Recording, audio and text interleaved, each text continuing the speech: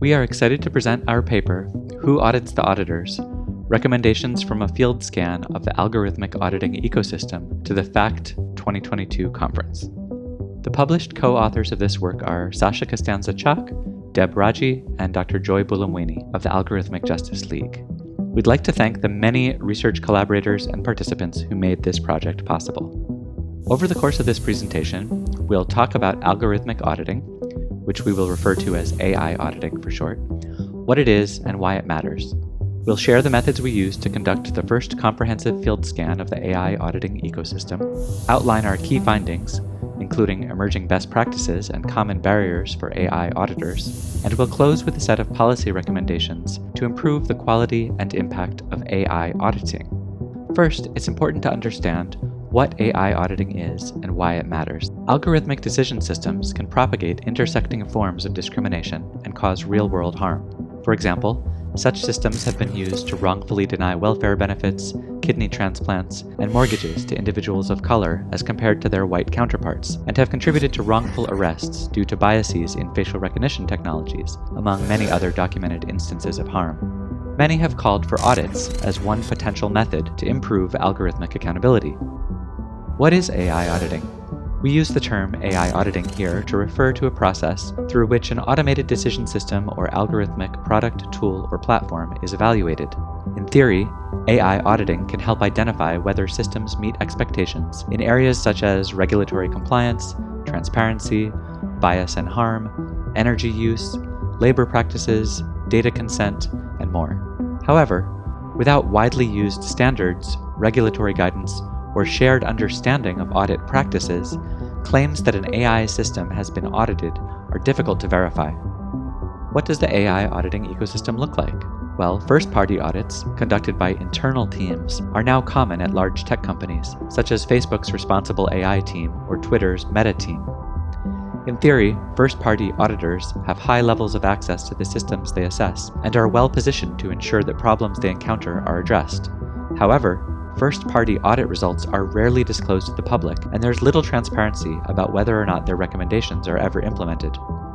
Second-party audits, conducted by consultants such as O'Neill Risk Consulting and Algorithmic Auditing, or ORCA, or by teams within larger companies like Google, are also becoming more common. But there are concerns about whether these auditors are incentivized properly to promote accountability, as well as whether they can disclose their audit results. Third-party audits, conducted by fully independent entities with no obligation to the audit target, such as journalists like The Markup, advocates like Upturn, or public agencies like the FTC, may or may not have access to target systems. Third-party auditors often disclose findings, though, and they've already helped raise public awareness of algorithmic harms. How about auditing regulation? Well, policymakers have begun to introduce, and in some cases pass, legislation to require AI audits.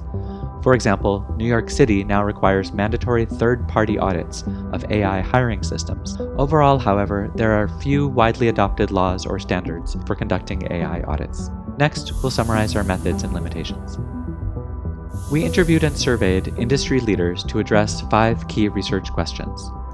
What methods and tools are practitioners currently using to audit AI systems? What are the emerging standards and best practices? What are some of the biggest barriers to effective AI auditing? Do practitioners currently investigate potential and real harm across the AI lifecycle? And do practitioners specifically pay attention to harm incident reporting for deployed systems?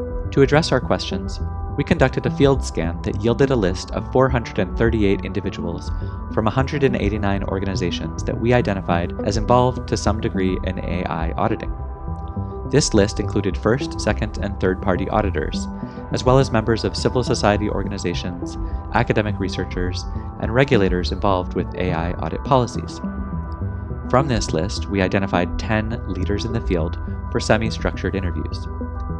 Based on our understanding of the field and lessons from our interviews, we then developed a survey that we shared with contacts at all 189 organizations identified in the field scan.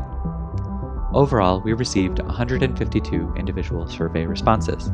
Several factors potentially limit the accuracy and generalizability of our findings. First, our respondents may not be representative of the entire population of AI auditors. 56 survey respondents self-identified as having worked directly on audits themselves. Additionally, our survey responses came primarily from the US, UK, and EU. This reflects deep global inequality in the AI audit ecosystem. You can learn more about our limitations in the appendices of the paper. The auditors we interviewed and surveyed had collective experience assessing algorithmic systems in industries including technology and social media, hiring and HR, consumer goods, and insurance and credit, as well as for state and local governments.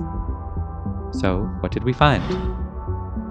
The AI auditors we surveyed were more likely to report engaging in quantitative audit methods than critical, structural, or qualitative ones. For example, over 70% of respondents said that they use quantitative checks, including checking whether training data is appropriate for modeling, assessing data representativeness, assessing bias in input data, and measuring accuracy of the AI system on individual subgroups. R1, an internal audit lead at a social media company, put it this way, quote, "Any good AI audit has to have some sort of measurable code-based aspect to it."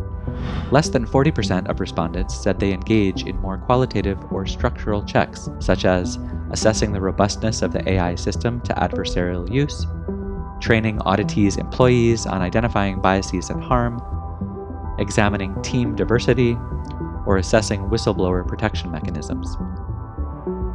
Most practitioners indicate that their auditing frameworks and tools are custom-built and often tailored to particular use cases.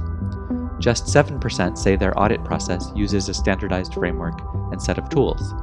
38% of respondents say they do not use any pre-built AI audit tools, such as IBM AI Fairness 360, Scikit Fairness, or Parity. 74% of auditors self-report that they assess fairness across legally protected demographic categories, as well as other categories of interest. 65% of auditors claim they conduct intersectional as opposed to single-axis fairness assessments. However, almost none were able to provide evidence of this. Some auditors describe challenges with intersectional audits, including issues with data collection and sample size, as well as limitations in the law. Most auditors do not publicly share results or documentation of their audits. As interviewee Kathy O'Neill, CEO of Orca, put it, quote, "I can't demand disclosure. Clients simply won't hire me." Of the 43 auditors we asked to share a link to their audit process, only 7 provided a link to any documentation, and only 4 linked to audit results. Multiple respondents said they could not share due to client confidentiality agreements. However, 82% of auditors believe that public disclosure of audit results, or at least some degree of documentation, should be legally mandated. The auditors we interviewed and surveyed overwhelmingly describe AI audit regulation as, quote, "not present or barely present." This is generally consistent across geographies, although regulation in the US is considered less developed than in Europe. Interviewee Meredith Whitaker, at the time faculty director at AI Now, said, quote, "AI auditing isn't really a thing at this point. By and large, that's an aspirational category." Additionally, 89% of auditors we surveyed strongly or somewhat agree that companies do not take action on ethical AI issues unless they face public pressure. Our interviewees agreed. For example, R4, an internal audit lead at a tech company, stated, quote, "The best way to make sure that an issue is attended to is to have the press report on it." We asked 152 survey respondents to rank 13 potential regulatory interventions from highest to lowest importance. By a clear consensus, the top regulatory priority was legislation requiring AI audits. Although respondents agree that regulation is necessary, they disagree on the details. For example, of the 95% of survey respondents who believe that audits should be mandated, 53% support mandates for high-stakes systems only, while 42% support mandates for all AI systems. Similarly, of the 82% of respondents who believe that disclosure of audit results should be mandated, half say that disclosure should include only a readout of key metrics, while the other half believe that the full audit code, methodology, and outcomes should be released. Respondents are also almost perfectly split between those who say future regulation should explicitly define what AI audits entail and those who say regulation should provide standards and guidelines, but not specific definitions. We found two primary barriers to effective AI auditing. First, study participants identified an overall lack of auditee buy-in as one of the largest barriers, with several attributing the lack of buy-in to beliefs by auditees that performing audits could expose them to legal liability. Second, participants identified the overall cost of conducting an audit as a major barrier. Of the 46 auditors who answered the question, quote, "Which of the following best describes your approach to AI bias and harm incident reporting?" 35% say that they are either not familiar with bias and harm incident reporting or that it's not part of their process. A further 30% of survey respondents say that while they do consider reports of real-world harm, it's not a critical part of their process. As R3, internal audit lead at a technology company, put it, quote, "There really does need to be some sort of standard place to report algorithmic harms. We're not there yet. We're still scrappy, searching for what people say, and really relying on activists to be active." When asked about their approach to stakeholder involvement in AI audits, 41% of respondents said that, quote, "Involving those who are most at risk of harm is critical." However, only 2 respondents provided links to audit methodologies with evidence of stakeholder involvement. We'll conclude by outlining 6 policy recommendations to enable more effective and impactful auditing practices. We focus in particular on areas of emerging consensus among auditors, although we also highlight several areas of ongoing debate. First, both owners and operators of AI systems should be required to engage in independent audits against clearly defined standards. There's a clear need for this. Respondents see legislation to require companies to engage in AI auditing as the most important regulatory requirement, and they see lack of buy-in from auditees as the biggest barrier. However, debate remains about how to best ensure that audits are impactful and are neither too narrowly nor too loosely defined. Second, individuals should be notified when they are subject to algorithmic decision-making. Notification is a first step that enables individuals to request additional information about and potentially contest automated decisions. Third, disclosure of key components of audit findings for peer review should be mandated. While most AI auditors we surveyed view disclosure as necessary, most do not themselves disclose audit methods or findings. While this is a high priority, we recognize that the mandated degree of disclosure must be carefully considered against IP and privacy interests, and may benefit from domain-specific legislation. Fourth, auditors should consider real-world harm in their audit processes, including through standardized harm incident reporting and response mechanisms. Many auditors we surveyed said their organization or their client's organization have systems in place for users to report experiences of harm, but they also believe these systems are ineffective or ad hoc. Fifth, auditors should prioritize stakeholder involvement by affected communities. Currently, less than half of auditors said that stakeholder involvement was a critical part of their audit process. Stakeholder involvement can be expensive and challenging to execute, but solutions then can be informed by the existing field of participatory design and by the growing community of design justice practitioners. Sixth, there should be formalized evaluation processes and potentially accreditation of AI auditors.